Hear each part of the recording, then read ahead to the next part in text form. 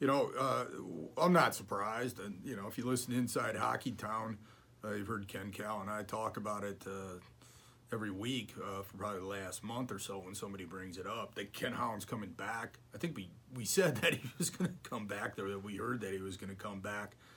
But, I guess that was the big news today.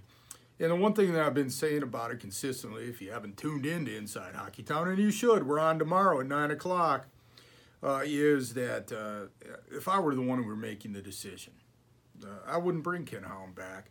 I think he's had a lot of monumental mistakes. You take a long list of things that he's done that haven't worked out in recent years, and there's a short list of things that have. But having said that, I do think there's a lot of piling on Ken Holland.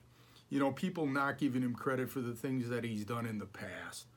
And the other thing, and I'm big on this, is I think when somebody's in that position, I think what you have to do is be fair.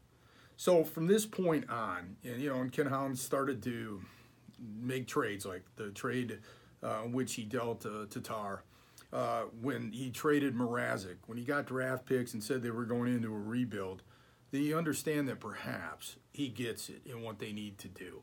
And I think that that's very important. And the good part of this is they do have a lot of scouts. There have been a lot of people that have been working on it.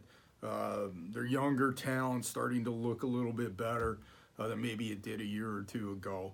And that maybe Ken Holland has learned from some of his past mistakes with overvalued contracts, things of that nature.